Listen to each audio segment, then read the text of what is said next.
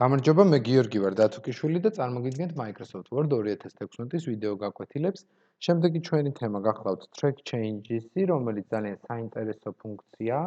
ხშირია შემთხვევა, როდესაც დოკუმენტს აკეთებს ერთი ადამიანი და შემდგომ უგზავნის სხვას. მეორე ადამიანმა უნდა შეიტანოს რაიმე ცვლილებები შიგნით და ისევ დაუბრუნოს უკან.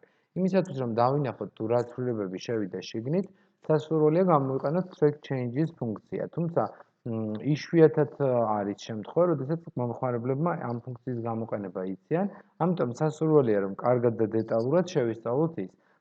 თუმცა, რა თქმა უნდა, თუ მაინც არ გამოიყენა მომხმარებელმა და გამოაგზავნა დოკუმენტი ისე რედაქტირებული, რომ უბრალოდ Track Changes-ის გარეშე ჩაასწორა, წაშალა, დაამატა რაღაცები, არსებობს ბანკგზავნება, რომელსაც ქვია compare, ცოტა მოგვიანებით ვისწავლით და ამ compare-ის დახმარებით შეგვიძლია შევადაროთ ორი დოკუმენტი, ანუ ჩვენს მიერ გაგზავნილი და მერე უკან მიღებული, მაგრამ მოდით ახლა ვნახოთ, როდესაც ვიღაცა გამოგვიგზავნის დოკუმენტს და ჩვენ ამ დოკუმენტში გვინდა რომ ჩავრთოთ ბრძანება Track Changes-ები. მაგალითად, ავირჩიოთ ბრძანება Track Changes-ი, ანუ გავააქტიუროთ ის და დავიწყოთ რედაქტირება.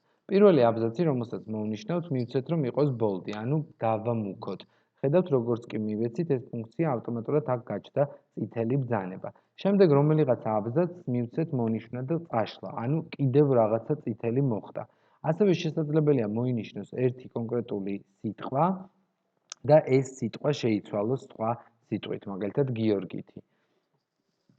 და ასე შემდეგ. ანუ თვითოული ეს ცვლილება, რაც განხორციელდება, შესაძლებელია რომ იქნეს ნაჩვენები შემდეგნაირად. მაგალითად, ავიღოთ all markups და ყველა all markup-ის გამოჩენის დროს ნათლად ჩანს, რომ აი აქ მოხდა პროცედურა გაბოლდდა ტექსტი. აქ მოხდა რომ ტექსტი გადაიშალა, ანუ წაიშალა. აქ მოხდა რომ with ტექსტი გაქრა და გიორგი ჩაემატა.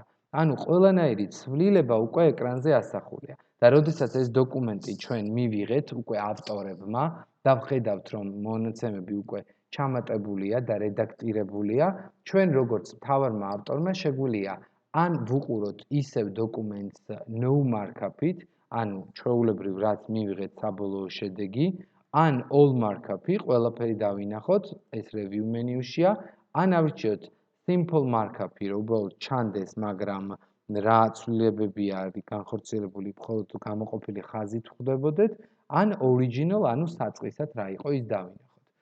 სასურველია რომ იყოს all markup-ი და სათითაოდ ეტაპობრივად ან მარჯვენა ღილაკით მივცეთ accept format change-ი, ანუ დასტუროთ ეს ცვლილება, ან მივცეთ reject-ი. მაგალითად, მივცეთ reject deletion, ანუ წაშლის უარყოფა, ანუ არ ვადასტურებთ რომ წაიშალოს, უნდა დავტოვოთ როგორც არის.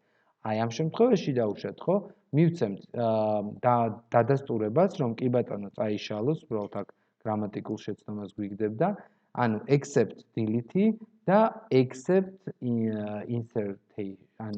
insertion, ანუ ჩამატება. და მივიღეთ უკვე საბოლოოდ ის იერსახე, რომელიც იყო საჭირო, თუმცა ორიგინალზე უკვე ვეღარ გადავბრუნდებით, no markup-ზე ვერ არაფერი განსხვავება, all markup ყველაზე უკვე ერთი და იგივე, იმიტომ რომ Track Changes-ები ჩვენ დავადასტურეთ.